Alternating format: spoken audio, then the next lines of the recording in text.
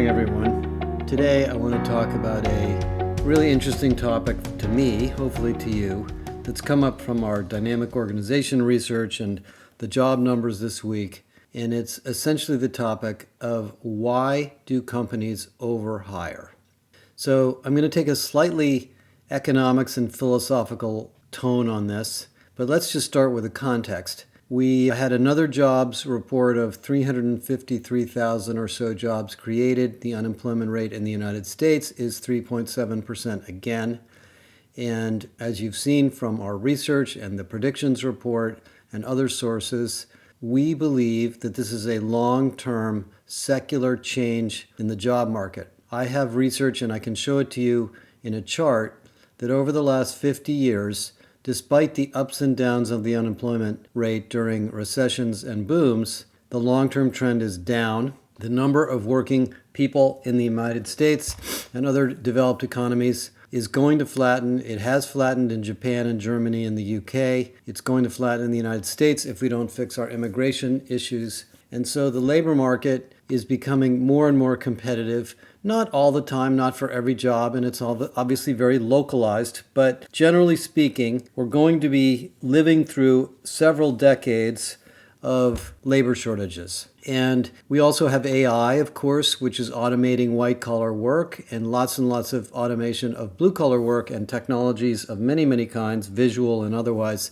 So we're going to change the way we think about hiring and growth. And so what I want to talk about today is some big philosophical issues that affect you in HR and how we structure HR and how we advise our business counterparts. Number one, there is a management mindset which goes back hundreds of years that in order to grow a company, you need to hire more people. And in fact, I call this the hire to grow mentality. If we want to double the size of the company, let's double the number of salespeople and give them all a quota.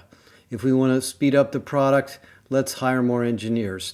If we want to get more research in drugs doing, let's hire more scientists. If we want to improve customer service, let's hire more customer service agents. Now, that all sounds logical, and this is exactly what happens in companies as they grow. But there's a downside, and I call this the law of diminishing returns, or reducing productivity as we hire. The more people you hire, and the faster you hire them, of course, the more unproductive the next person becomes, and the more unproductive the whole team becomes.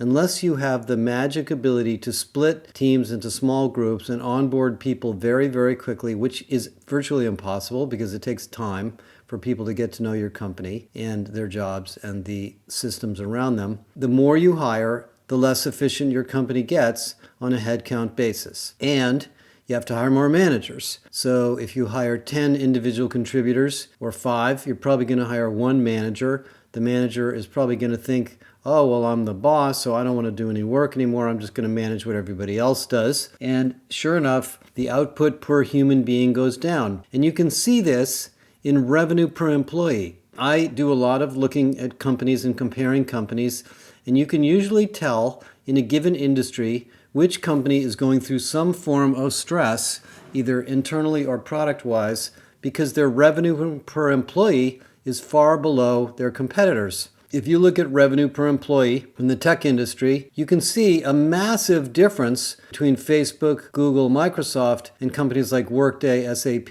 Oracle. Radically different, because the bigger companies, the ERPs, frankly have too many people, to be honest, but they're trying to grow, and they believe and they have learned that if they keep hiring more people, they'll grow more and more and more. But actually the opposite happens. They get to go slower and slower and slower. And if you've read the Mythical Man Month by IBM, studied networked teams and small teams versus big teams, you will understand this. And what that does is puts all sorts of pressure on us because we're the ones that are supposed to onboard those people and make sure that they all get assimilated in the company, which obviously we can't do. The line leaders need to do this. Okay, that's number one. We need to change that mentality. Number two, HR has to operate differently. Now, I've been talking about systemic HR for a couple of months, and we're going to hear about it all year because Kathy's putting together a whole agenda on this. But the typical process that most companies use, and I mean like almost everybody I know, is headcount is allocated once a year, once a quarter, once a period. It gets delegated to hiring managers in the groups that the company believes should be growing, and they open requisitions with their HR business partner, and they get sent over to the recruiting team. And the recruiting team functions like an order-taking process, and they go into the recruiting machine, and 42 days later, on average, somebody shows up. And by the way, it is going up. The time to hire is going up. In some roles, it's 60 to 70 days, but on average, it went up by about 5% last year, and that's because the job market's more competitive. And of course, those recs get distributed, and the hiring managers have very high expectations. We want specialized skills. We want people that know all the new stuff. We want people with experience. We want people with college degrees. We give them tests, and what we end up with is another bureaucratic process, which is the hiring process. And we've done a lot of work this year and last year on hiring, streamlining hiring, working with Paradox and others, that most companies take way too long to hire people and have way too many steps involved, and it's very bureaucratic to schedule interviews and assess people and have discussions. In fact, the PwC CEO survey that just came out 2 weeks ago, there's just so much stuff in there that blew my mind. CEOs believe that 40% of the time spent in their companies is bureaucratic waste, and the number 3 process that bugs them is recruiting. Number 1 is emails, number 2 is meetings, number 3 is recruiting. So one more time, we've introduced a non-productive slowdown process to hire people that we may not need. Now, I'm not blaming you guys in HR. We've done the best we could over the years to make recruiting better and better and better. But really what needs to happen is there needs to be a talent advisor role that might be the new role of the recruiter,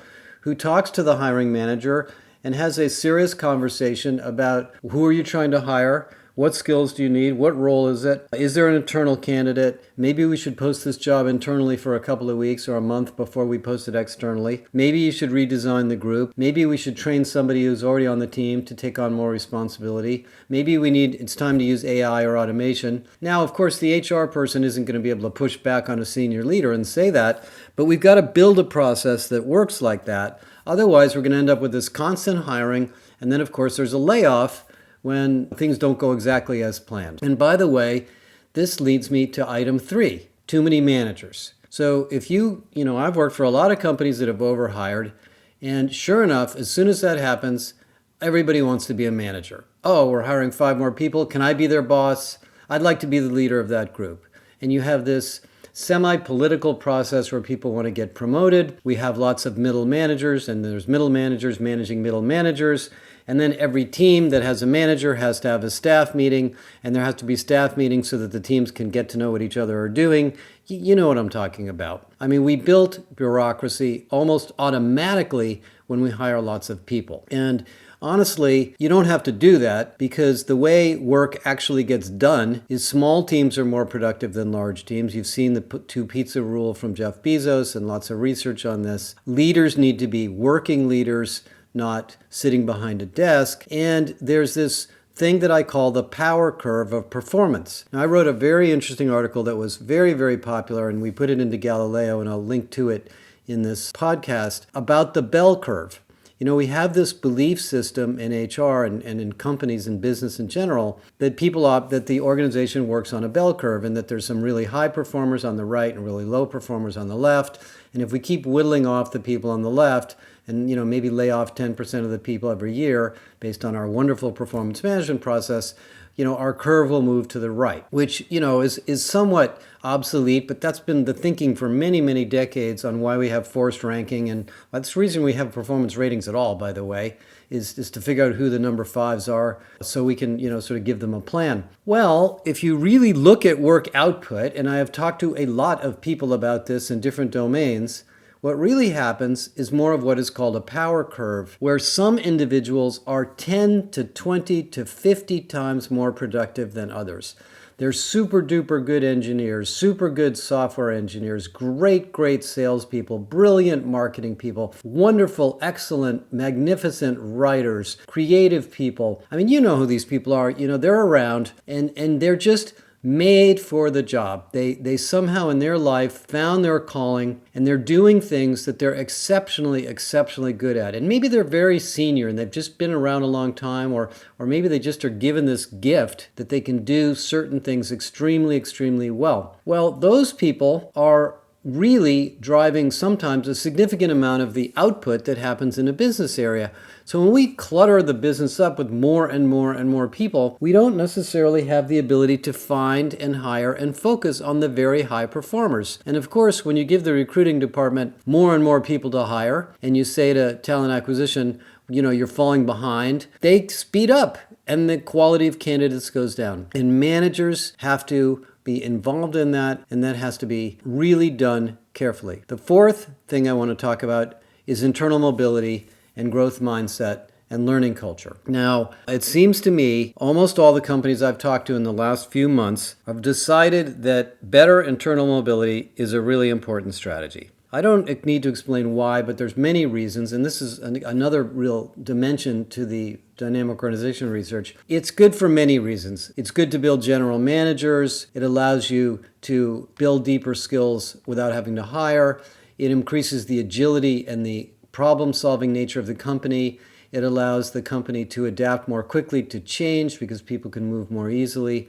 It creates a better culture. It creates more innovation because you have new people entering different domains with new ideas and you don't get stuck in sort of old ways of thinking.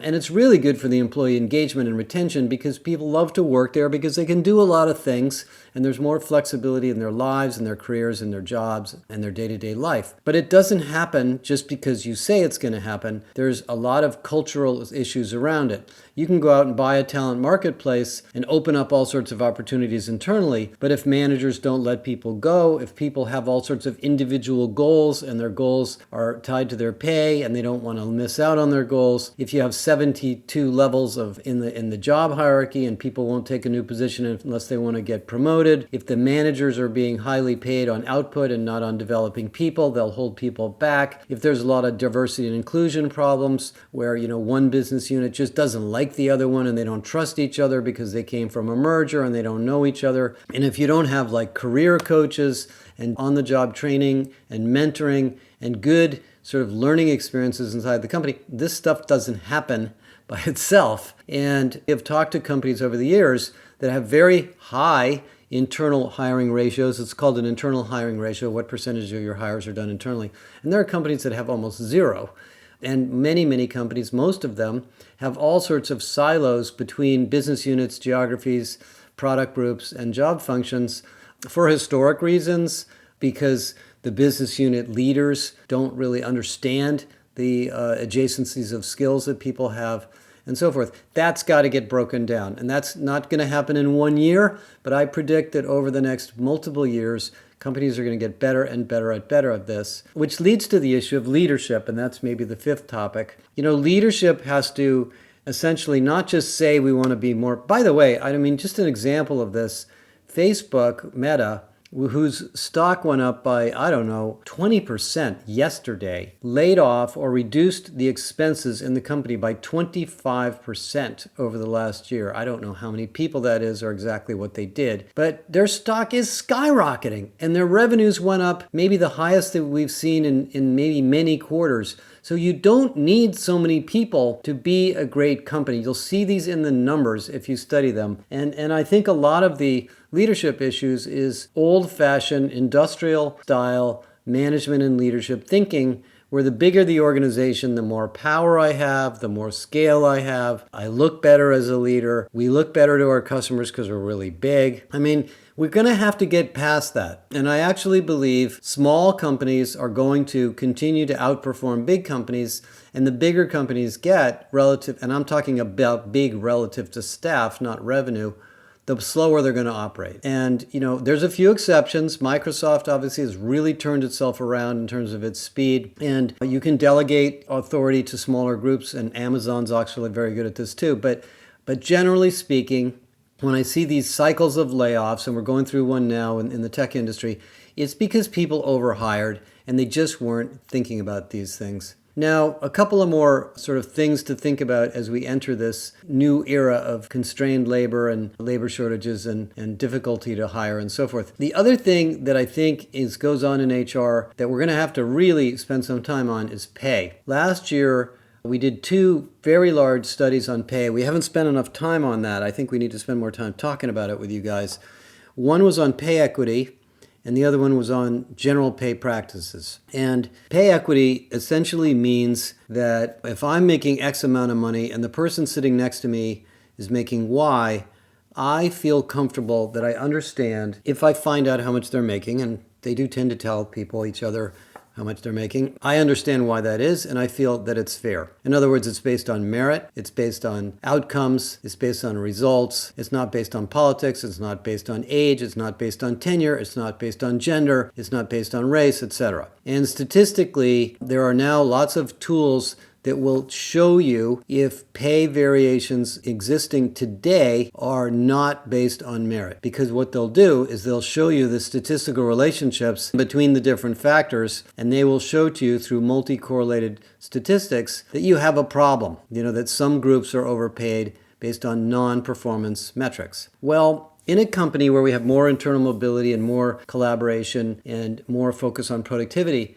this is an issue. If I'm sitting next to somebody who's got a really good political position in the company and they've been promoted 6 times and they're making a lot more than me, I'm not bringing myself to work completely. I'm definitely not. And there's many reasons for this, but one of the reasons this happens is we have this semi-old idea that every year we're going to give people a focal review, and if they have a good, strong performance rating, we're going to give them a bigger raise than the person sitting next to them. And of course, what happens when you do that is this first person is starting to distance themselves year after year from the second person, even though their output might be very similar, and they never, ever catch up. So the solution to this is to equalize base pay across job families and across tenure and experiences and levels, and then use bonuses and other forms of reward to recognize people that are doing exceptional performance. SAP operates this way. A lot more companies are doing this now. Actually, Patagonia used to operate this way, where they separate base pay from